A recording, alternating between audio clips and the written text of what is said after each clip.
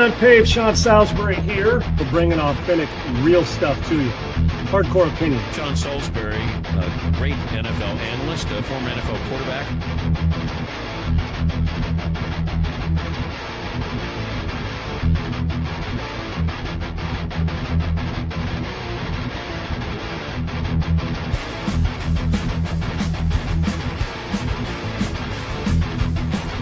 To me, Tom Brady is the GOAT because he's done more with less than any player at that position we've ever had.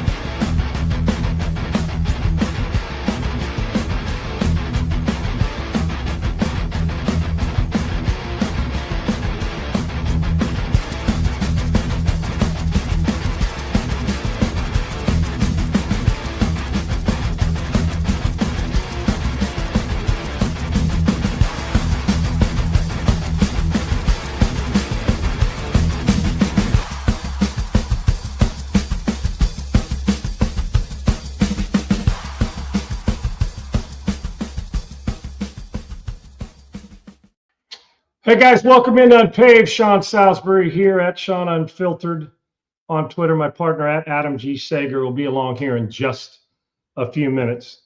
I want you to listen to this, and I want you to tell me the difference in what you want for college football and sports and what I want, and what's ridiculous and what isn't. I know the rules are set up, but the rules suck ass in certain cases, okay? And here's the contrast between two. One gets it and the other doesn't. And you schools that you're the sixth place a guy's going to go play and you're still letting them come play because the rules allow. Just because the rules allow don't mean you got to do it. This has nothing to do with the individuals, either side, but maybe it's part of the character and competitiveness and where their drive comes from and why one is playing at one place and the other's going on his seventh. The person, I don't care. Don't know either one of them personally. But the situation, this is college football's issue, and the other one is what makes college football in the way it's supposed to be, unless of course there's a transfer and an injury and a coach leaves. Hear it out. Everybody would just remember me as the guy who took all this money and went to Miami or Tennessee for his last year, but I was a captain. I put my hand and footprints in the cement at Denny Chimes. I would have lost everything that I built at Alabama. That's quarterback Ty Simpson, who had a great year as the starter this year. He had offers now. He's going to the NFL. He had offers from Tennessee, Miami, and Ole Miss. We're offering $4 million for him to transfer and go play there while he's property of another university. See, we're allowed to tamper. What they say, regardless of what they say, they're tampering even if it's within the time frame. Guys on scholarship there. Tennessee and Miami, $4 million. And then the Hurricanes upped it to $6.5 million, which more than likely is going to be more than, maybe not, but that his rookie year salary. Miami was kind of like, all right, we're moving on. And then they lost out on Sam Levitt. This is what Ty Simpson says, the quarterback at Alabama. And Simpson said, and then Ole Miss called again and said that they could match it. Here's a guy who has an opportunity to go pay big money, be the big dog on a campus, be at Alabama, and do his thing, or go to an NIL school for $6.5 million. That's a lot of money. He decided to go to the NFL and test his hand with the big boys, even though Alabama's big boys, and so is Tennessee and Ole Miss and Miami. But this dude decides to go because he didn't want to have somebody else be, well, I'm an Alabama guy, but my footprint, I've cemented it there, quarterback, team captain. I'll go somewhere else and be a guy there and be their starting quarterback. It's not good or right for everybody. It's been right for some. Carson Beck's in a national title game. He lost the job. I get that transfer. But here's a guy who would have, and most would not have done what he's done. Kudos to Ty Simpson. That's the way it's supposed to be set up. You can transfer. You didn't. You're going to the pros. You are cementing your legacy as an Alabama Crimson Tide man, period. Now let's switch to TJ Finley. Highly recruited guy out of school. Talented galore. Don't know either one of these guys. He's going on, he's going to Incarnate Word. Good school. It's his seventh school. Seven.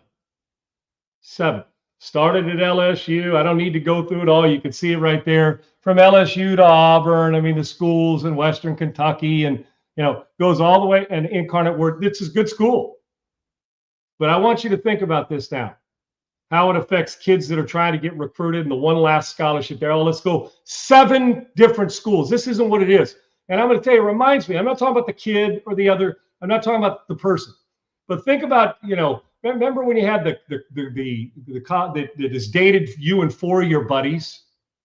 It was kind of like, yeah, she's hoe bagging out, man. Dated me, dated my friend, dated him, just following the money trail or following, likes it, like celebrity, whatever. And by the 7th one, you like, damn. And it could go the other way. Ladies, the guy's a hoe, and he's going around and dated 7 of your friends. By the time he gets to you, well, you've already labeled him a hoe, and he's, used goods. He's, damn, I don't need sloppy 7ths. At what point in time, so the college football, what is the hoe, and the schools are the ones allowing the sloppy 7th to come along? Are we kidding here? Yeah. So, you got that dude, and he's like, man, he's dated 6 of my friends too. And he's trying to, and now he wants to come back to me. You want him back? At what point in time do you say, one is he gets beat out and wants to go somewhere else and doesn't want to compete? Is this the essence of what we're talking about, college football? This is an embarrassment. This is, now, if it's a second school because he got hurt at one, coach left, transferred, I don't blame the kid. 7 of them? Now blame the university. When is enough of friggin' enough? Where you're like, you know what? Yeah, I think that, you've proven you're talented, but when you get beat out, let's just transfer somebody else and just not fight it out. Let's just keep going. And the fact that the rules allow this shit, and like I said, I'm usually for the kid. I am. I have no problem propping the kid up and giving him opportunities. How many damn opportunities you need to get beat out or not play well or go milk the system? Damn. So Ty Simpson, don't know him. And if he would have come back, I'd understood. Wanted another year, $6.5 million again. If that was Ty Simpson's 6th time, I'd have looked at him the same way. How much does TJ Finley get to milk this? And how often do you schools going to keep allowing this? It's not just the rules. When are you guys going to put a stop to the hoism that's going on in college sports? Enough. Sorry, TJ Finley, talented guy. I remember when he was LSU and the rave was about him. Boom, boom, boom. Got skill set. Go test it with the big boys now. Quit milking the system and stealing a scholarship from a high school 3-star in San Antonio or somewhere else that they wanted, but they're not going to give him the scholarship because you were on your 7th time. You dated all the girlfriends. Move on. This is an outcome. Well, Sean, the system. Fuck the system. The system's wrong when it comes to this. He should not be allowed to play for 7 different schools. And quite frankly, he should be embarrassed about it. Hey, you're 63. You want to keep playing college football? Enough. And the fact that these schools want to allow him to keep playing? Enough. Whether it's him or anybody else. And you know what? As much as I like Trinidad Chambliss and how good he's been, they shouldn't allow him back either. He's a great player, and I think he's going to be a hell of a player. But 6-7 years? Stop it. Stop it. Then let's just let people play as long as they decide they want to play in college.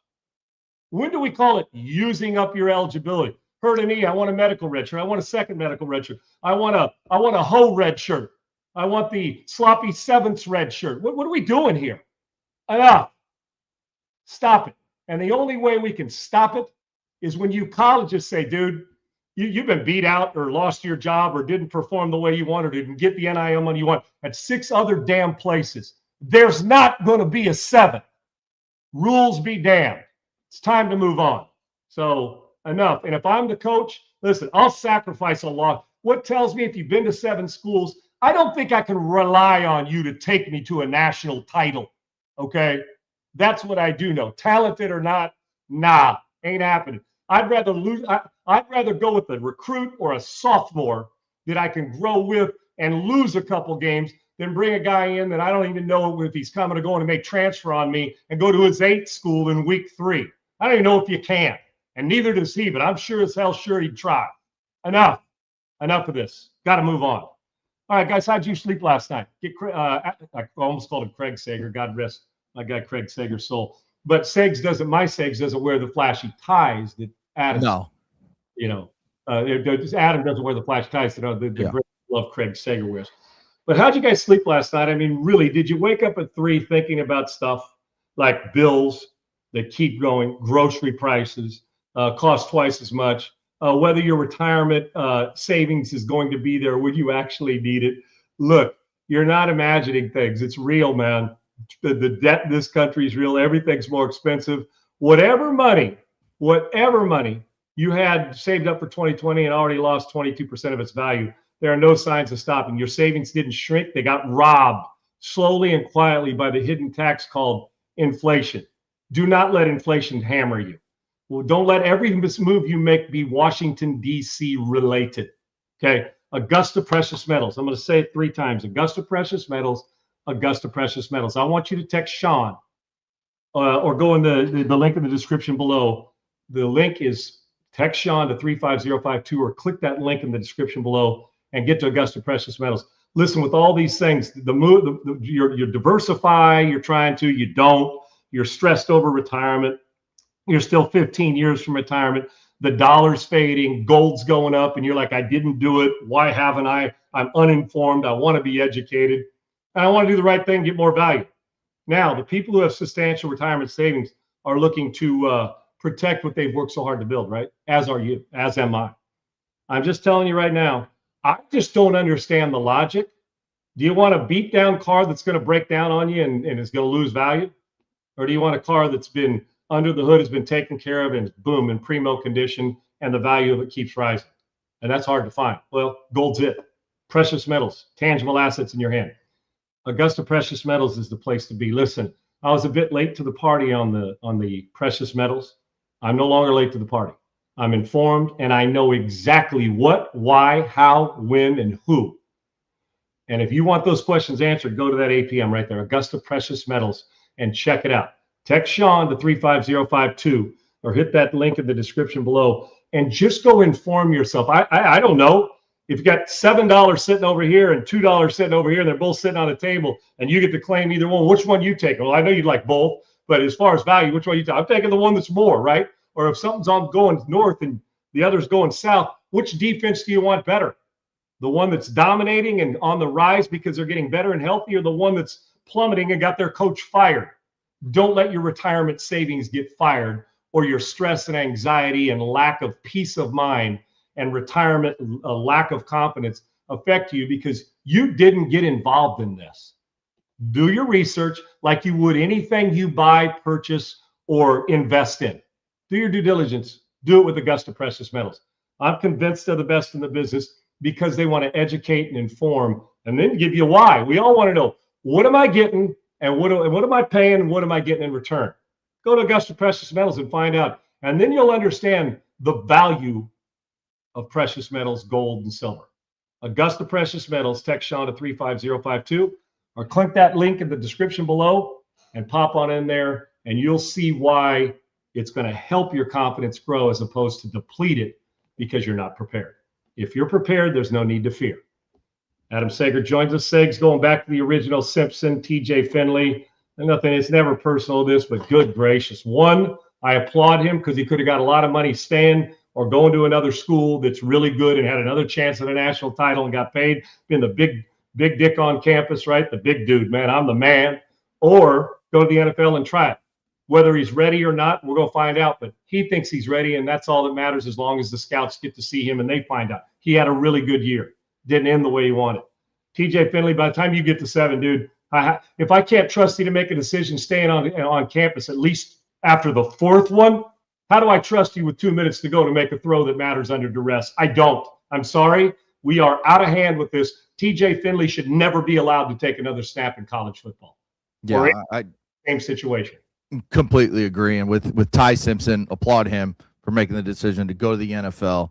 I think fans are going to fall in love with kids that stay at one school their entire college career. If it's core, I don't care what position you play, especially if it's your school. So for me, Michigan, USC, a kid comes in as a 5-star quarterback, maybe doesn't play his freshman year, but sits and waits his turn. Arch Manning at Texas sat and waited his turn, sticking it out at Texas. He's going to play one more year there and then go be a first-round pick in the 27 draft. Those are the kind of players that I would want on my NFL team when I'm looking, if I got two guys very close together, oh, well, this one showed me that he can stay and battle for his spot and get his spot. The other one ran when he couldn't get his spot. So I definitely applaud Ty Simpson. TJ Finley, that's a joke. You covered it perfectly. There's nothing you need to even add to it because it's such a joke. I saw someone tweet it, and it was a college football guy. I can't remember who. You get 5 years. That's it. I don't care if you're hurt. I don't care if you break your leg in 3 pieces and it takes 3 years to come back. You get 5 years. That's it in college football. So once you sign 5 years to play 4. And if you're a graduate transfer, you get a 5th year of eligibility because you got a degree. That's how I do it. It stays. And I'm fine with that. But you don't get a 6th year. There is no 6th year in college football. I don't need 25-year-olds playing college football. And I don't care if you I don't care if you quit, played another sport, and came back. You get 5 years to play 4 unless the extenuate, like a graduate. How we can work on the math if you're working towards a master's degree. I get it. I want to make it feasible for the kid, but there comes a point in time. Well, while you're supporting one kid, you're stealing scholarship opportunities from a kid who deserves them now, who hadn't played and is waiting history. It's already tough enough on these 18 and 17-year-old kids that come in as freshmen to get a scholarship even when they played good school because of the transfer portal, how it's set up. Now, listen, I understand milk and rules sakes. The adults and these kids, the TJ Finley said, well, they're going to let me. Damn, I'm going to go try to play again. Right. Because the way he obviously gets beat out and does, I don't know if there's going to be room for him on Sundays because if he gets beat out in camp, you don't get to transfer, bro. You just don't, bud. It just doesn't happen. So for me, that 5 years, you get yours done and you're done. Don't care if you blew your knee out 3 times. Guess what? I shredded mine twice. I didn't play 7 years, 6 years, shredded them. Had to even go into that year trying to go to the NFL and prove to it. That's just the way it works. The system may not be fair. We've made it is. They ain't gonna, once you get into the real world, they don't get to cut you 6 times and say, we'll guarantee your contract on a 7th. If you make the 7th, fine. You can milk it. Your job. You're an individual to go play. But these rules, we move the goalposts all the time. I don't understand how we've done this. I just don't.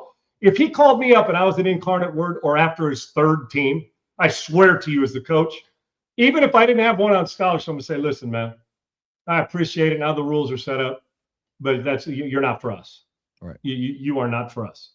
You are not for us. I'm just saying. But we get so caught up in this, and to me, it's just theft. It's legalized theft because the rules allow. And if the kid can milk it, just like NIL money, I get that they're doing it. But at some point in time, the kids got to say, and their parents got to say, you know what, nah, not anymore. And the coach has got to stop it at that university saying, you know what, 7 universities? No, buddy, this is probably not the place for you because we actually want somebody to compete and be around for the job. I can't give you 7 of them. And I wouldn't. Well, and the NC2A is an embarrassment for allowing this. It's comical. We're not laughing with you anymore. Right. We are laughing at you. Yes. Well, and to expand on this, let me ask you this. So we found out yesterday with the red shirt rule, you talked about you could play up to 4 games as a red shirt in a college football season. So about a third of the season, you could play the regular season. Now the coaches got together at their big convention they do every single year. They have proposed a rule, and it'll go to the committee to finalize if it is finalized, that players can play up to 9 games and still maintain their red shirt. So now they can go out and play 75, 80% of the regular season games. They could be a starter, and then boom, you have to be cut off there. But 9 games. Why are we letting kids play 80% of the season and then say, oh, yeah, you can redshirt because why not? You could maintain another year of eligibility. It's just making it harder on these coaches and stuff to do this. I just don't understand these people. Dude, I don't get it. Here's my problem, though, with this. First of all, why are we doing this? But then I look and I say, okay, who made this? Who decided this? Look at this. It's the FBS coaches. So We're sitting here giving coaches, we're sitting here, oh, how do they deal with NIL? The poor coaches got to deal with the transfer. Look what these idiots did. I'm not calling them idiots, it's affectionate idiots, but they're the ones who sat in a room as grown adults coaching the same things that they can't stand, transfer portal. And you heard Coach Kleiman from Kansas State say he got out because of this. He's got a lot of great football left. He got out of coaching contract because he can't. It drives him crazy, basically. And I paraphrase. That's my phrase. It's gotten out of hand. Yeah. So we are at a coaches convention, and they are sitting in a meeting room saying, you know what? Let's let the kids play the full season, and they can still get a red shirt. What are we doing here? So this isn't some committee member that's never played. This isn't some recruiting coordinator that wants to be. These are coaches that are bitching and complaining about the rules and the Wild West. And they turn around and add to it by telling, hey, you know what? Play 9 games, and then you can redshirt again. What? And it's the coaches doing this. So don't, you know what? The more and more I think about the kids are learning the wrong way, and the adults are allowing it to go the wrong way and then bitching about it once it doesn't go their way. And they lose the redshirt kid who transferred on him after 9 games. They're like, he started for us for 9 games. Now he's leaving. Well, we got to give him more NIL. What are we doing here? Yeah. Once you play 4 games, that is your season. You don't get another redshirt year. You're done. You played 4 games. You're into your 5th game. You stepped on the field in your 5th game. You know what? Sorry to tell you, these kids are no longer treated like kids.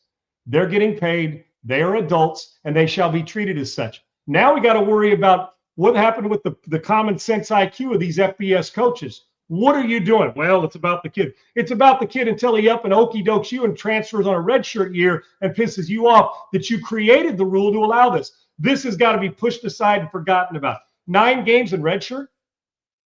Okay, what's going to happen? You know what would be a classic? I would love to see this, just a middle finger, some of these coaches that do this, is I would love for the starting quarterback on a team to be a freshman that won the job. Mm-hmm. And I'd love for him to have you at 9-0, getting ready to win a couple more. But at the end of 9, you're the number 2 team in the country, Sags. That the kid wakes up and says, you know what? I'm gonna red. You're not. Here's my bargaining power. What are you giving me for NIL between game 9 and 10? Well, we're not raising your NIL. Fuck you. You're even giving me $5 more million. I'm taking my red shirt right now. Well, you're the starting quarterback and you're the leading candidate for the Heisman Trophy. You're damn right I am. So it's either $8 million. And I got the power. You either give me $8 million or at the end of 9 games, you're 9-0. I hope your backup can play. And not only that, after I've given you all these wins and then I'm backing out with a few games to go, and you got to play a guy that's got no reps this year, I'm also going to transfer for more NIL money. And the reason that happened is because you opened up a can of worms and let me show more on tape. You let me get 9 games on tape. Ooh, I teased him. I'm the number 1 quarterback or the number 1 left tackle in the country.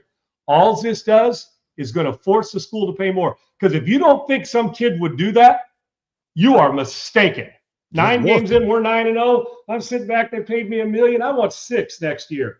I want 6, and I want that signed before we start the week of practice for game 10. No, we don't do that here. Well, guess what else you don't do here? You don't get me to start quarterback. I'm just going to jump into the fray. I'm redshirting. What? We're not letting. Well, then I'm transferring for $7-8 million somewhere else, and I'm just going to enjoy campus and Fat Cat. I've already got my grades for the semester. We're in week 9. The semester's almost over. I'm not playing in game 10. And oh, by the way, that's your rivalry game, and you are fucked. Yeah. Okay? Oh, and I may, when I transfer, go to that rival. That's exactly Because right. they're Without willing to sitting give out. me- Without sitting out. I'll be there in spring. I'll see you next could year this- on the other side. Yeah. For a bunch of guys that are so smart, X's and O's, common sense eludes plenty of FBS coaches. Unanimous.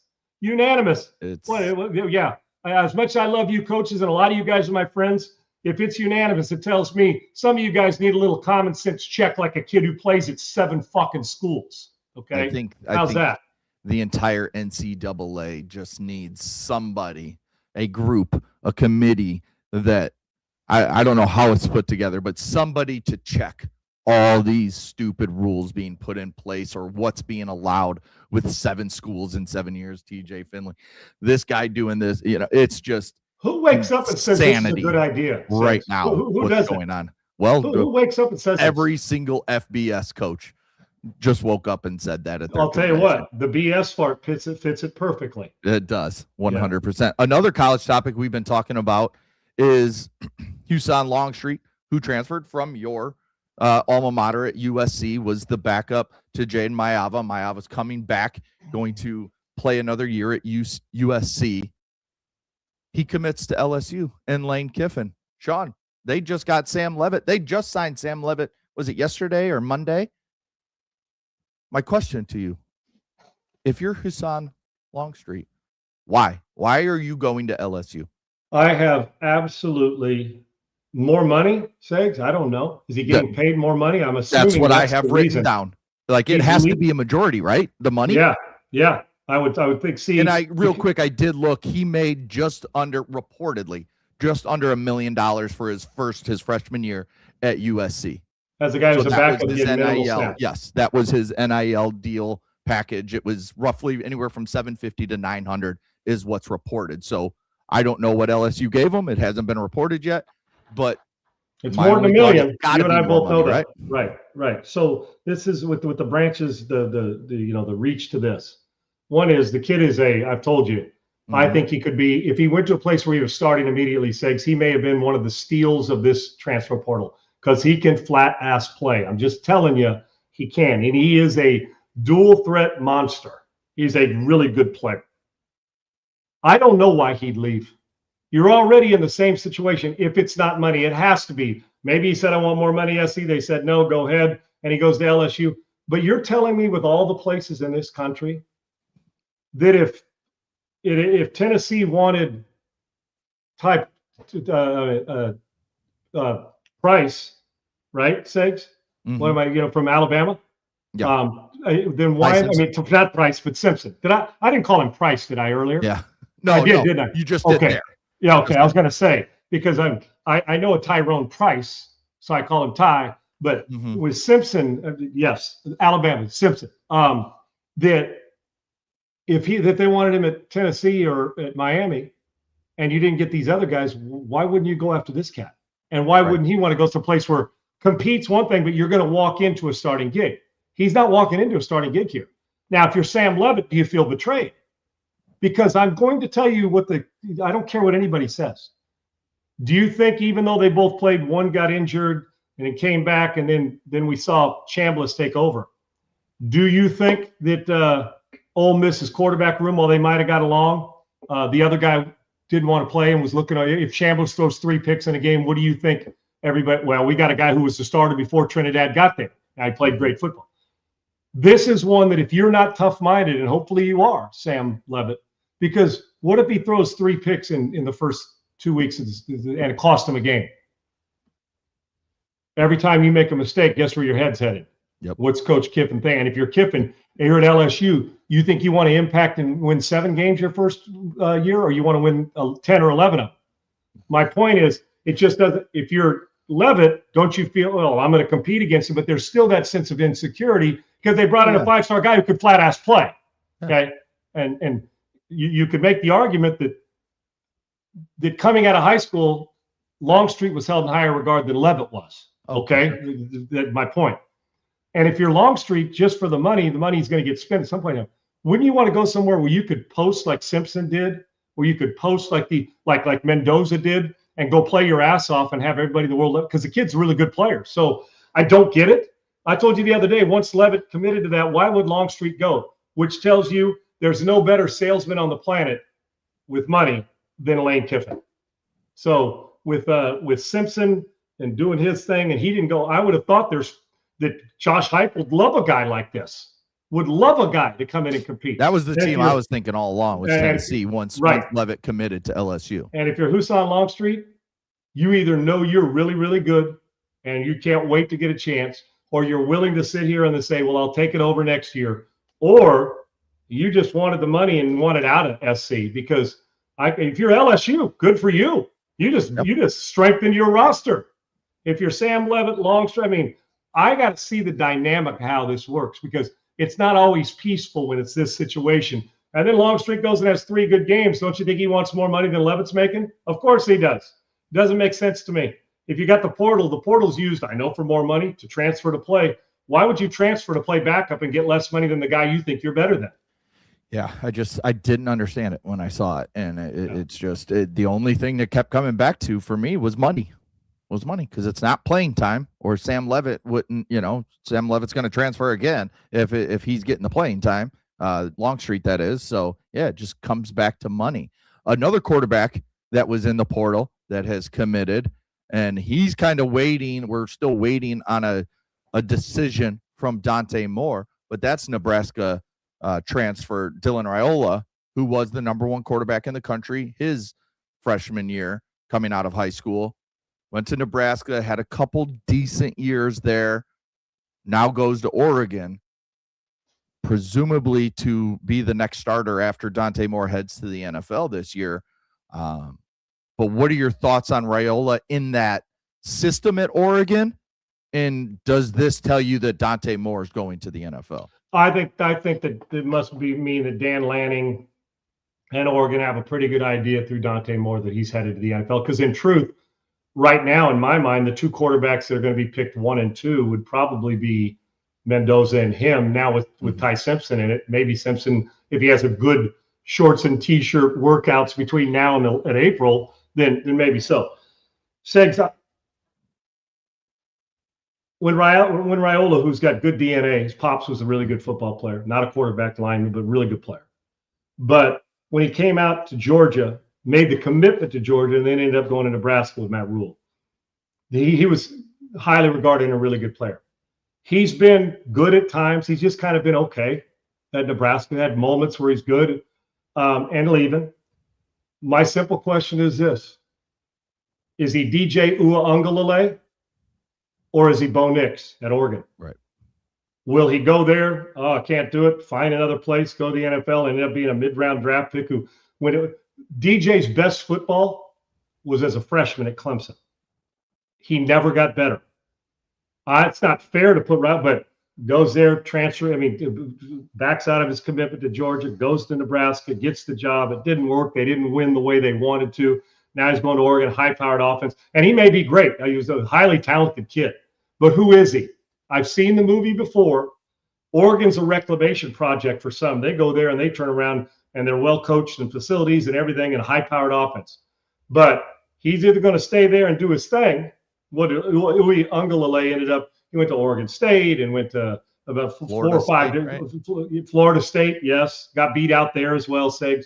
And his best game that I ever saw him play was as a freshman in place of Trevor Lawrence against what was that, Notre Dame, right, Segs? Yeah. His freshman year. And he never got better. So who is Dylan Raiola?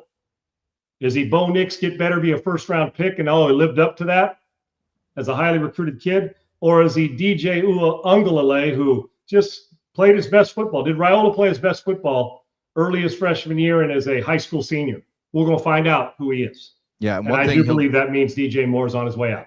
Yeah, one thing he will get at Oregon is young playmakers, because a lot of their best playmakers, sans Kenyon Sadiq, who just announced that he will forego his senior year and go to the NFL draft, being the #1 tight end in this upcoming draft. You got the Moore kid on the outside. You got the true freshman running backs. They're loaded. Always. And great speed, as always. Yes, and speed. Can't succeed there, good luck. Exactly. That's what I was just going to say. If he can't go there, then he's not a quarterback to be looked at seriously for the next level. Yeah, could he go and have a nice role as a backup? Probably. But as a true Sunday player, as we talk about so many of these quarterbacks, if they are or not, he can go to Oregon and really flash his potential that maybe he couldn't do at Nebraska because they just weren't bringing in the recruits they thought they were going to get when he committed. Well, and obviously if Oregon loves him, Dan Lanning sees something in his game tape, which is important, and throughout the evaluation, which I think is important. But we're going to find out how the pressure rises. It goes up. Now the expectations go up. They're more than likely going to turn it over to you. You've got all this personnel. There is no excuse. Well, we don't have the same personnel at Nebraska that we had at Oregon. You'll get as good a personnel as there is in the country with team speed and perimeter. They do. And so we're going to find out who he is and what he's about. I don't think he's DJ. I think he'll be better, but I don't know if he's going to be Bo Nix there. But he's a highly recruited kid with a tough his old man was a tough, good-ass player. Mm-hmm. We're going to find out. Now, folks, let's not mistake it. I know the number, everything he does is Mahomes-like. There's one thing missing. He doesn't play like Mahomes just yet. So we'll find out what that situation is when he gets to Oregon. But the comparisons of Mahomes are not fair to him. I know he's kind of self-inflicted because he loves Mahomes, but he's a long ways away from playing like 15 in Kansas City. Yeah. A long ways. And we'll see if Dan Lanning can bring that out. I tell my son, who's a quarterback, mimic your game. See what these guys are doing and try what they do and see what works for you and do it. But it's the headband, it's the haircut, it's it's everything that he does to look. So now we expect the performance too. Yes, okay? Right. Yeah, right. If you're just going out there and playing like Mahomes, people will love it. But when you got the glasses and the goatee, I mean, look at those two pictures at top. Like, you can't tell me that's not the same guy. And it's just I know, dude. It's his doppelganger, insane, no doubt. And I'm the jerk B8Q. I know you were being sarcastic, but we've heard those comments. I mean, I see him all the time. Yeah. Because of the glasses, the sunglasses, the number, everything he does. And it's great to have role models and goals to achieve. But that's a lot of pressure for yourself because 15 in Kansas City's had a pretty good run. It ain't been a bad one. So if you're going to do it, that's a guy to pick and no doubt. Like. No doubt. So you want pressure, you put it on yourself by trying to be like 15. That ain't a bad gig. All right, switching over to the NFL, the Eagles fired Kevin Patullo as the offensive coordinator. They will move on again. I really look at it, though, because of this graphic I saw about Jalen Hurts. Going back to college at Alabama, 2016, Jalen Hurts OC Lane Kiffin, 2017 Brian Dable. And this is play callers. 2018 Mike Locksley. Then he goes to OU, Lincoln Riley, of course. Drafted in the NFL to the Eagles, playing as a rookie, Doug Peterson, Nick Sirianni, Shane Steichen for 2 years. So congrats on getting 2 years with somebody.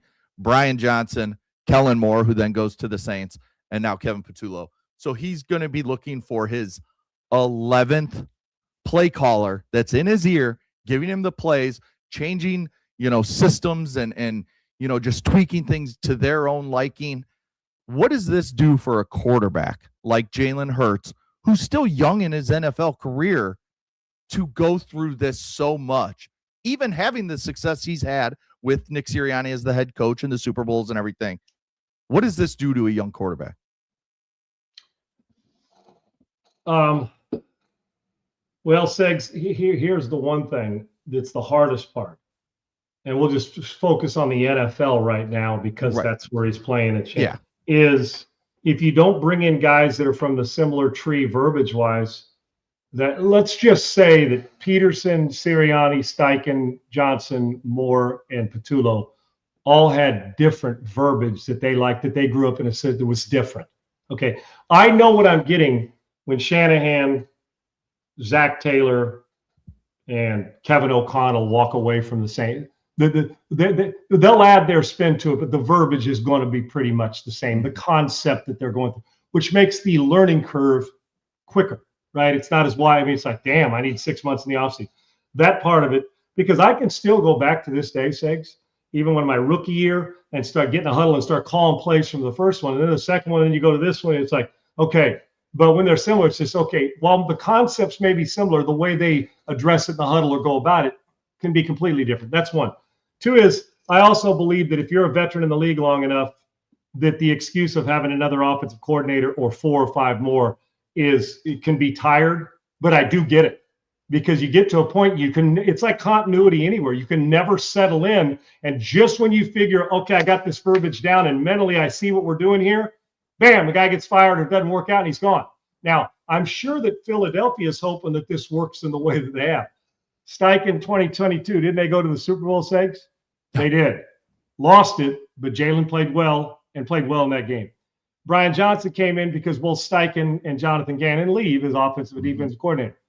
Brian Johnson gets fired, as does the defensive coordinator. They bring in, and it wasn't good season. And the talk of, is he worth it? Is he our future? Is Jalen Hurts our guy? Then they bring in Kellen Moore, and they got Vic Fangio back to the Super Bowl, win it. He's Super Bowl MVP. Oh, bring in Patullo, because both of those guys, obviously Vic stays on defense, and he wasn't going to be the head coach. But Kellen Moore now running the Saints show, and Patullo goes in, and there was just never rhythm. It was rigid the entire year for whatever reason. And now another guy's going to come in. Doubtful it'll be in-house, because you're going to want, and more than likely it's new verbiage. So Jalen, it's almost like you got to go back to square one on the mental side, and now you got to adjust. And what if the guy coming in demands that the ball comes out quicker, and that he's a more mechanical guy and wants the ball out, and we're late, all those things. But there also comes a point, Segs, when as a quarterback and a veteran in this league, you just got to know more than the young guys and learn how to study. And Jalen Hurts is a football son of a coach. He's competitive. He's talented. Any other guy that had been to 2 Super Bowls in 4 years, we wouldn't be having this conversation. But they were so bad. And let's not forget this. Let's go. Patullo made the play call, and I agree they should move on. It was the whole thing was just chaotic this year. Yes. I was on in Philadelphia today. I said the same thing about Jalen Hurts, but as we did on Monday, drawing up the play. The play that he had a chance on, was that Patullo's fault? The middle of the field's open, you take a hitch. He ain't teaching that. If he is, then he should have been fired before they hired him. But if you're teaching it right, and the quarterback under duress doesn't make the throw because he's late, is that a Kevin Patullo problem? Is it a Jalen Hurts problem? Or is it both, because they don't work on it and he just figured he can be free will, and they're not checking him on the practice field saying, dude, it's 3 without a hitch. It's 3 rhythm and throw the ball. It's 3 throw to grass. Not it's, yeah, I saw what you were doing. Let's hope on Sunday you change your mind and you're throwing 3 rhythm. Can't teach it like that. What you expect on Sunday, you got to teach Monday through Saturday. And so we're not there. We don't know.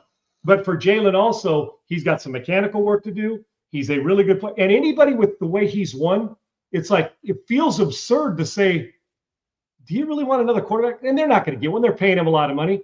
But Jalen's got to take it to another level, because to me, it feels like, Segs, when everything's going good, defense is great, Barkley's involved, the receivers are getting involved, the quarterback, the play caller's getting in rhythm.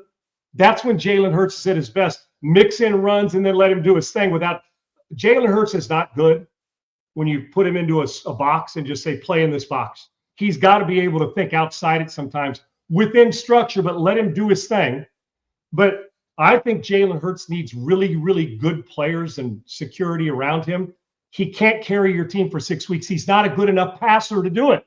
Hence why he left Alabama in the first place to go to Oklahoma and get more throws in and to go play again. So that, if he has a weakness, that's it. And he's not overly gifted arm ability. He's a good player. Hence why I've always said I train quarterbacks that are physically extremely gifted to play like they're not.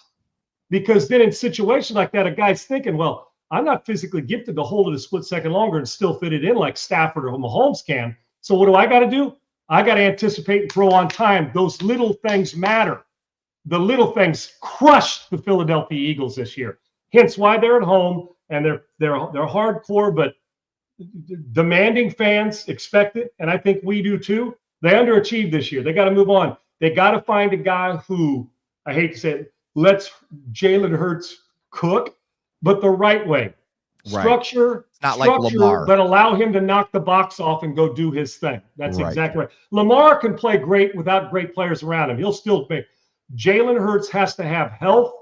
Lane Johnson, healthy, everything going. And then just add your feet to it. When you're doing that, you're at your best. I did not see enough of that this year.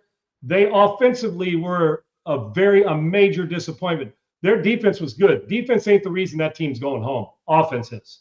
Yeah, it's going to be another fascinating OC opening with Detroit and some others, and some of these head coach openings that could be offensive minds with Lamar. And that's a good job, those things, because that is players. A very good job. They got players, and the front office is as good as there is in football. The owner he's a really good owner, and Howie will get him players. They got players, man. Yes, I think he has just got to ramp it up and be better mechanically as well. Really comes down to how close to the tree of coordinators that he's seen do you stick to help him, because you don't want him in his 6th NFL season trying to learn. But it's a major upcoming year for Jalen Hurts. His contract is heading towards the end of where it's, the guaranteed money. He's got like one big year left, and then it gets into the money time where, okay, yeah, we could move if we need to and move on if needed. So it's a big year 2026 for Jalen Hurts. Segs, and think about this. You don't want to bring a coordinator in that's going to do this, we'll do this, throw it 16 times a game, which would be great. And then when you run into it where it's not working, that you say, okay, now you go carry us for 5 weeks because our game plan, you're going to just have to make plays like Lamar does, like Josh Allen does, like Mahomes does. They bail you out of bad plays. Sometimes they're going to. Jalen Hurts on a consistent, he's got spectacular and plenty, physical, smart guy, all those things, and poised and handles it well, but he's not the thrower that is going to be able to carry you 3 weeks in a row throwing 35 times and beating good teams. He's just not. He's not like Rodgers was when he was at Green Bay in the prime of his career. He's not like Elway was in Denver. Even John needed Terrell Davis in a sound running game to get the rings that eluded him, right? But Terrell needed John just as much as John needed Terrell Davis as well. So this is going to be a really important hire. I've always said, Segs, the head coach is really important. But find me a head coach who hires average assistants, he'll get fired eventually. Find me a coach who hires offensive and defensive assistants that he thinks not only going to be around, but should be head coaches. They've got that path in front of them. Now you're talking. And this hire by Nick Sirianni may very well be as important as he's hired. You need somebody who can accentuate the skills of your team, not a team to adjust to a coordinator who's going to just try to do it his way, and it's either his way or nothing, because there's egos abound when it comes to coaching. This has worked in the past. Well, it works if you got Josh. Does it work if you got Jalen? It works if you got Lamar. Does it work if you got Raiola? That's what you got to ask yourself, and Jalen Hurts is facing that. But it does suck. Because as an organization, you're like, oh, here we go again, another coach, another coordinator. But I think universally that franchise was ready to move on from Kevin after 1 year. Yeah. And Kevin will learn and hopefully get a chance to be better his next time around. Moving on to another quarterback, looking ahead to the weekend, we got the Houston Texans with their defense that is so good. We've talked about countless times. Can Drake Maye, just the second-year quarterback, do enough to put some points on the board against this really good defense in just his second year in the NFL? Do you trust Drake Maye this Sunday in the early game in the divisional playoffs? Yes, Segs, I do. Now, have we seen him in a playoff game yet? Ever? Nope. Well, just the one. What's that? One against the Chargers. Yeah, that's what I'm saying. One game, and he didn't. Their defense was so good they didn't score. He didn't have to really. So my point is that he's anybody outside that building who says, "Oh yeah, he's ready for this." We think we know. I think I know. And watching him, he feels. Put it this way: when you just drop back and throw the ball, guys who understand timing, layering, throwing the ball, the who and where to throw it, even as a second-year guy, Stafford, Mahomes, Allen. I'm talking about pure throwers of this football. He's in that conversation. He's really good at it. Sam Darnold. He can rip it. I didn't say the best quarterback. I'm just talking about a guy who's just tight spiral, can throw it in the wind, can throw it indoors, can throw it outdoors. He's a really good passer of the ball. His football IQ obviously elevated, and that's important to me. Segs, I always favor veteran dominant defenses over young quarterbacks. I just do in a moment. This game is in New England. This game will be outdoors. They're going to be favored. I do think he can do it, but I'm going to tell you what. This year and last year, Drake Maye has not faced a defense this good. I don't care what the statistics say about last year. You're talking about, in our terms, I'm not saying they're the same, but in the terms of the way we looked at a defense during that year, even though their structure and the way Monty Kiffin was a two-deep zone, catch-two zone guy, Tampa 2. Didn't pressure a lot. They didn't need to with those 4 down. They just dominated you with 4 down. They tackled everything. Seattle's defense, a little bit different. Not a lot of coverages, tackled in space. Baltimore Ravens defense, 2000, did it all, intimidated you, and kicked your ass. The Bears defense in 85. So, and I know we can talk about Denver too. We're talking about the Texans now, folks. So don't panic saying that it's only the Texans or 31 other defenses aren't as good. But I could make the argument that they are the best defense. Yeah. For this year, we're talking about the Texans defense like we do whatever the best defense was in those eras that got there. And while maybe not as good all the way around, it's still young, they don't have a weakness. So he can't miss the big plays. You're going to have to, where you can get the Texans, Segs, is they get a little rambunctious on the penalty late hit. They'll hit somebody late, give you free 15. They've been known to do that. Oh, yeah. They'll also, and now and then, because they're so aggressive on the corner, playing a run game, they've been known to give up a play action home run for a big play. Those are the ones he can't miss. Now, you're going to have to earn every damn yard with them. They are, like I said, if the offense was just 70% of the defense, the Texans would be a favorite to get to the Super Bowl. I trust the Patriots offense right now more than I do the Texans offense. Oh, for sure. I do. And then you look at while the Patriots may not be the best defense, dude, they keep giving people trouble and good quarterbacks trouble. And they've done it a bunch this year, regardless of who they played. And then you look at the Texans, there ain't a quarterback in the place in the league that loves playing against the Texans. So do I think Drake Maye can? Yes. Do I think that he can line up and just dink and dunk, play boring football without making the big shot? No, because eventually they'll go 3 and out, and you'll give them a flip field, and they'll go score it, and you may end up losing 13-10. So I trust the defense of the Texans more than I trust the Patriots offense, but I do think Drake Maye is a great equalizer, and I do believe there will be big plays to be had. The question is, can he make them without forcing them? Because, Segs, you know what happens with the Texans? They punish you, punish you, punish you. You throw it out, cut late, you miss it inside, pick 6, interception for a touchdown. Now you're chasing, and guess when the Texans are at their best, Segs? When they're up 14-3 and you got to chase them down. And Stroud doesn't have to force balls. They're going to have to play better offensively, the Texans, to win. But advantage Texans defense. But anybody that thinks that Drake Maye is going to be overwhelmed mentally and emotionally won't happen. He'll be able to see what he needs to. The question is, can he finish and close against a great, not a good, a great defense? Yeah, and we'll pick. You think he's ready for it? Later in the what week. do you think? Do you think he's ready for it? I mean, I think what he showed all year long is just the growth of, from rookie to second year has been that jump you want to see. It's not like Jaden Daniels, who continued to do the same things that did so well for him as a rookie into his second year and got him hurt. And then he came back and did the same things, and he doesn't seem to be learning. Whereas Drake Maye's getting better at every facet of the game. And that's where I think. Who do you trust more, Segs, in a playoff atmosphere? I don't care what you take into account. It doesn't matter. I'm just about these three. Stroud, Herbert, or Maye? I mean, it's Maye by a long shot. I mean, Herbert again loses another playoff game. Stroud just came out, and I mean, you can look at the numbers all you want. He was bad this past weekend. He was bad. 5 fumbles, an interception. Could have had 2 more. Thank goodness defense was good. Yes, and scored. And he's going against, I think, a better defense this weekend. Stroud is. I'm talking about with this Patriots defense. So, I mean, I think it could be as long of a day as it could be for the Patriots with the Texans defense. It could be exactly the same for the Texans. Right. Let's compare him to a couple others that aren't even in his conference. Your guy, Caleb Williams, spectacular in the fourth quarter, but Drake Maye starts faster. So you could say who you trust more for 4 quarters, even though we know how spectacular he is late. What about Sam Darnold?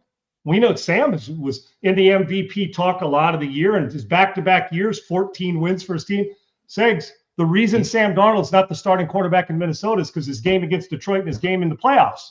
Yep. So you're sitting there while I love, and it pains me because I think Sam's going to do well this postseason, but there's still that the last one we saw was a playoff game where Sam looked like New York Jets Sam, and they don't want to see it. So when we do this, are we overrating the fact that he's only been in the league 2 years and got 1 playoff game?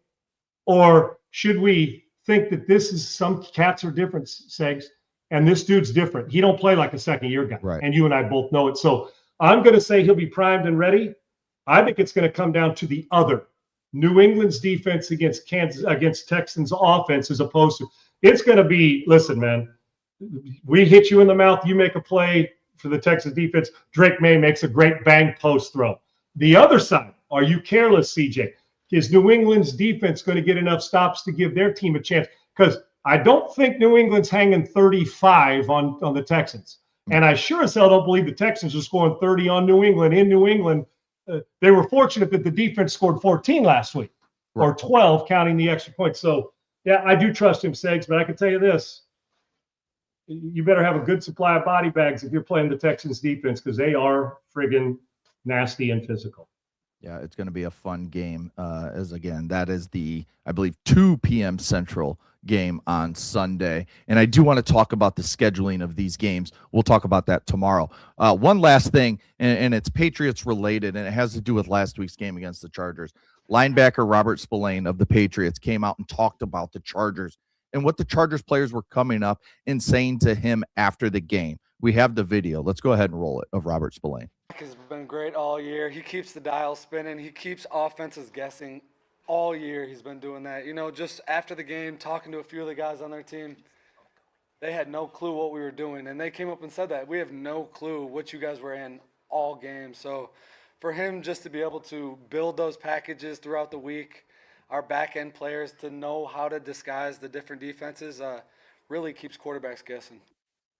Yeah, I mean, so he's talking about, obviously, head coach Mike Vrabel and DC Terrell Williams, who, you know, together all year long have been making it hell on opposing offenses, and they did it to the Chargers. We saw what they gave up 3 points in that game to Justin Herbert and all those weapons he has there in LA. Now you're facing a Texans offense that came out, yeah, they scored 30, but 2 TDs from the defense. As I said, Stroud fumbled the ball. He looked like he was scared to be out there in the pocket. Like, that's how he was holding the ball, like an egg. His head moved with panic as opposed to it was steady through the coverage stage. It was nothing like we've seen, and it was just pressure. Pressure just got to him, and I don't know if it was just the day, maybe just wasn't feeling right. It just wasn't his day. But if you do the same thing against this New England defense, it's going to be a long day for CJ Stroud again. And I don't know that the Texans can overcome the Patriots like they did the Chargers. No doubt. And Segs, just to put a wrap on that, remember when Mike Vrabel played for Bill Belichick?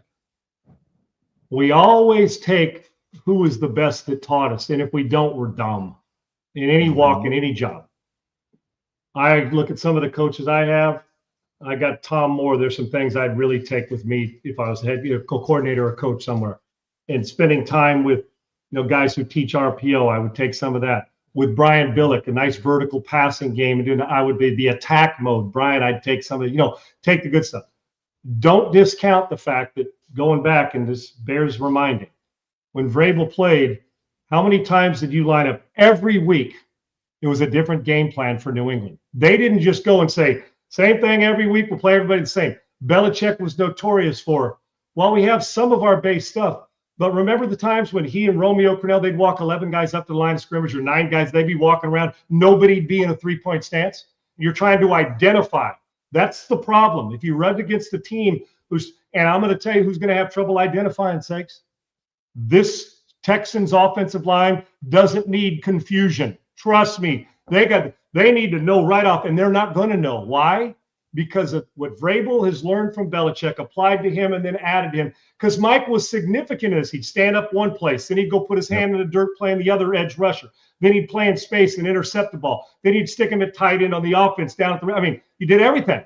And on defense, and so the game plan you saw against the Chargers, I can promise you, will change defensively against this team. We said, well, Sean, doesn't it always? Most people go with about 80% of what they know and a few changes, right? They may come with the Belichick say, here's how we lined up against this team, but we're going to shift how when this guy comes up, we're going to do something different, because they don't want any tendency showing up to the Texans tape. And one of two things come out of that game. Either the Chargers didn't prepare properly, or, which I don't believe with Harbaugh, and I don't believe that. Coaches go in, they work their ass off, stay up, trying to put a game plan in. And then there's some of it's a guessing game. You go whack 5 or 6 games, or teams that do the same thing you do. You go watch how that defense played against them, right? But you always, in a Belichick, New England, and now Mike Vrabel, and a defensive guy who was part of that versatility.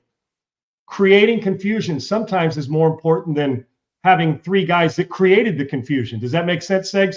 On defense, because it's like, well, who to block? Well, they didn't really do anything different. They showed you something. You thought he was coming. He just dropped out. It could be a different body than it was last week. If the Texans are wise, They're not living by the fact that, oh, the same scheme you saw the Patriots throw against the Chargers is what we're going to see. If they go by that, they're going to get curb stomped offensively, meaning the Texans. I'm just telling you, they will. It's confusion, and then you got to execute the confusion. But the worst thing you can ever give to a quarterback, and having been there, and I've been confused, and I've been uncomfortable, and I've been comfortable, and you always got to be comfortable being uncomfortable in the league, in any sport, because it's not easy. But the greatest problem was when they create confusion, what does that do, Segs? You're hesitant, and hesitant equals desperation. Desperation equals forcing balls, and before you know it, you've turned it over 3 times, not because you're physically not good, because your mental mind guessed, borrowed trouble, and chased a ghost, and now you're down 17-0, and you're done against good defenses. And the Texans are good enough to line up and tell you what they're doing and still kick your ass. The Patriots are going to rely on a lot more confusion, and you saw that, and it's self-admitted, that the Chargers couldn't handle the confusion last week. Yeah, it'll be a fun watch. All right, before we get out of here with our bet of the day, which is going to be a good college Big Ten basketball game tonight, I just saw this tweet from Josh Caraway, who is the special teams coordinator at Western Illinois University. You ask why I bring him up. He just tweeted, transfer portal update. There are now 10,576 kids in the transfer portal. There is still 6,846 active and looking for spots in college football. I mean, that is the time we're in right now. Almost 10,000, over 10,500 kids have thought, you know what, I'm going to go jump in the portal, leave where I have security to hopefully go find more money and playing time somewhere else from a different coach. And those spots, they're just not all there. Segs, as the national football director of NSR, I'm heavily into the portal and recruiting for kids that I'm representing to have them go get a chance to play Division I, Division II, Division III, mid-level, FCS, FBS, NAIA. Want them to have a chance they want academically and athletically. Good players that aren't that are getting lost and don't, because there's so many of them, that they're getting lost, good high school players or portal players that trying to find out how to do it. I sent out tape and information to over 500 schools. That's from JUCO, NAIA, Division III, Division II, Division I, all the way through. Now, I want to do the math. Okay, so let's just say 500 schools. Let's round it off at all divisions, Segs. I'm not even just talking about, they're talking about all these kids in the portal. Half of them are going to get left out. There's not going to be enough room, Division I. Right. So if you're a tight end or a running back, let's say each school has 2. And let's say there was 500 school, and they still have a bunch of guys on their roster. And you think you're going from Division I to Division I, and you were a backup at one school, and you throw yourself into the portal, and you were a 4-star kid in high school 2 years ago, but now you're in the portal because you're not playing. Segs, by just process of elimination, there's not enough scholarships and there's not enough opportunities in just Division I, because everybody thinks it's Division I or bust, which is bullshit. There's a lot of good football. The point being is there's more kids than there is jobs available at Division I. And you start to do the math, simple math, dude. If I got to pay $10 to you and I only got 5, guess what, Segs? I can't pay the bet, right? I better find $5 more. We aren't automatically throwing another school in there that's got a scholarship available for that doesn't have any kids on campus. It's like the babysitting centers that we're seeing the fraud. Hey, we got a school. Well, there's nobody in the school. Okay, there you go. So the portal can be a good thing. It's going to be devastating to some others that are going to be late to the party and may have to go down a division to play as opposed to a lateral move or going up. That's exactly right. And most of it's because, a lot of ignorance out there, but also not knowing where the scholarships and who's available because they don't have enough reach to get to them quickly. And before you know it, the cycle's over, spring training starting, and you're like, I was a 4-star guy 2 years ago. Nobody gives a shit. And they're going to get the veteran portal transfer guy for you, and there's 6,000 of them still in it. Come on now, son.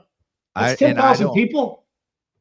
That's what 10,576, I think, was. Fill up a good high school stadium like they have in Texas and say everybody that walked in there is in the transfer portal. Right. Yeah. And I don't know how much you deal with this, but I think a lot of this is, and you see it in youth sports all the time, is parents who don't understand that are advising their kids of dude, you're at some small school in Nebraska. You should be playing at Nebraska or Iowa or hell, South Dakota State. That's a great school. You should be playing at one of those. You should transfer. The kid's like, you know what, mom or dad, you're right. I'm going to go. And then all of a sudden he's the one sitting there at the end being like, I don't have a school. And the I school don't that get he to play. left that he was starting at, say, Yeah. has And now I think that's found part somebody of the to replace problem as him. well. Right. There's no doubt. Oh, I can tell you, Sigs, and what, this 4th month I've been doing this. Yeah, I was going to say. I was into it anyway because I trained quarterbacks, so I've been following for years and seen the transformation and the way this thing works. It's alarming and I'm trying to help guys go, and it's great because the one thing out there's a lot of great football out there that people don't know about. Family, I just want to tell you this. If you're telling your kid D1 or bust, you're doing your kid a disservice. Not that you don't aim high, but I got news for you. I do believe Carson Wentz was a top draft pick from South Dakota State, an FCS school. And I mean North Dakota State. Well, he was North Dakota State, right, Six? Right? Yeah. Trey Lance, same. I mean, so they'll find you. But that's exactly right. That old saying, Segs, oh, if you're a good high school player, they'll find you. I got news for you. Not anymore. You got to find them. You got to make sure that you're evaluated properly and you're vetted properly and you're evaluated, and they get into the comparison phase of, well, we want this guy or this guy. They got to see your stuff. Questionnaires aren't getting you in a 15-play tape on social media that 7,000 other kids are doing, ain't getting you a scholarship. And you're doing your kid a disservice. And if anybody guarantees you're a Division I player and you're in the 8th grade, fire that guy right now because he doesn't know what he's talking about. Because I've seen a lot of guys in the 8th grade good, and then by the time they get to sophomore, they never got better. So you got to be informed and you got to be evaluated properly, and you got to get people to see your film. That's why I'm here. Yes. And that's why I think these Houston Longstreet went to USC, when are these kids going to start going to a smaller school like an SMU and that's a bigger school now, but back in the day it was known as a smaller school that had great quarterback play, great coaching and everything. Go there, start as a freshman and show what you can do. And then boom, then you transfer up to a big time school. So North Dakota State, these good schools we see, hell, you can go smaller and dominate. We said Trinidad Chambliss from Ferris State up to Ole Miss and look, had a chance to, compete for a national title. That's what these kids should be doing because they're transferring anyways. Yeah, Segs, go post your score, shoot 63 at Augusta, and then have the 50 other guys behind you post your score. Let them chase you. Yeah. And by post, what I mean by that is go play your ass off. Like I've always said, if you play great on Friday and understand the recruiting thing, it'll take care of Saturday somewhere. Yes. If you play great on Saturday, it will take care of Sundays somewhere, or at least an opportunity. Then you got to perform. I can get you there, but I can lead you there, but you got to drink the water, man. And then you got to make the plays. But it's crazy how this turns out, and let it be alarming. And if you're a family and you say that's alarming, it scares me, it should. Yeah, it should. All right. Before we get out of here, our bet of the day, Big Ten basketball tonight, Iowa at Purdue, number 5. Iowa's been ranked most of the year. Just lost to Illinois this past weekend and dropped out of the rankings. But Purdue is a 10.5-point favorite at home. Ben Sturtz at Iowa is a National Player of the Year contender. Obviously, Braden Smith's one of the favorites for National Player of the Year at Purdue. Who do you like in this one? Who do you got tonight, Segs? I'm going. I think Iowa comes off the loss to Illinois and at least puts up a fight against Purdue. I think Purdue will win the game, but I'm going to take Iowa plus the 10.5. Yeah, I like East Lafayette. I think this is a 5-6 point win for Purdue. Mm-hmm. I do, but like I said last time, and it didn't pay about my USC when they played Michigan State back to back. Whenever something's happened, you come back and put up a fight and show up the next game, and you'd think that happened against a pretty good rival. But I just think Purdue's a better team, although Iowa will hang around. Iowa, it's just, listen, whether you're talking football or basketball, Iowa just always is there and make it difficult on you. It's almost in the water there. Purdue's a better team. 10.5 is too much for me tonight. I got Iowa with the points. I saw Baylor the other day with that kid that came from the G League. I mean, it's crazy watching him out. I mean, he is so much just physically stronger than, doing all the, it's crazy. And I wonder when that creeps into college football. A guy that doesn't get drafted, sits on a practice squad and isn't playing, not getting a shot. And then he says, you know what? I was just a junior. I left early. I'm going to come back. I got eligibility got 2 though. years. Well, Sags, Why can't I get back in? we I've had just spent had, 2 years on the practice squad. I can come Yep. back to college football, right? yeah, we just had a bunch of coaches. If I'd have told you 5 years ago that they're going to allow you to play 9 games, at least this is proposed right now. It's got to Yeah. be voted on. They're going to propose that we play 9 games and still allow you to redshirt. So if you're asking if this is going to happen in football, the answer is yes. Yeah. Okay. And whether they allow it or what happens, fine. But it is going. Why, if you're a football player, why wouldn't you challenge it if you're not playing? You're on a practice squad, and there's NIL money, and now they say he's coming back to us with experience. Why wouldn't you? Yeah. Basketball's already opened the can of worms, and we let it happen. Embarrassment continues to Crazy. embarrass us every single day. All right. With that stuff. Head over to YouTube, like and subscribe at Unpaved Sean Salisbury. Thanks to Triple E. Thanks to Laura. Thanks to Bailey, as always, making us look and sound great. And thank you to our listeners and viewers that are here every single day, commenting, liking, subscribing. We couldn't do it without you guys there at YouTube and Rumble. So we'll be back tomorrow. Start getting into these weekend games. Who do we like? What sets up? What are the matchups we like in each of these games? And Friday, we'll tell you who's going to win, or at least what to bet against the spread. I don't know. Sometimes we tell you who's going to win. Just ride with us, dude. They'll make some just money. ride with Hey, us. just ride with I us. wonder if anybody has just ridden with us on our bet Yeah. of the day and 6-pack, and I wonder if they're up or down. I'm going to say they're up, but also I can tell you this: don't transfer don't get to the portal from us. This is your place. You want to go Ty Simpson. You stay right here, then you go play in the pros, and we're gonna lead you. We just want to put some money in your wallet. Loyalty. So that's exactly right. That's what we value here on No doubt. Unpaved. Loyalty. No doubt. All right. We'll talk to you guys tomorrow. Peace. Unpaved, Sean Salisbury here. We're bringing authentic, real stuff to you. Hardcore opinion. Sean Salisbury, a great NFL analyst, a former NFL quarterback.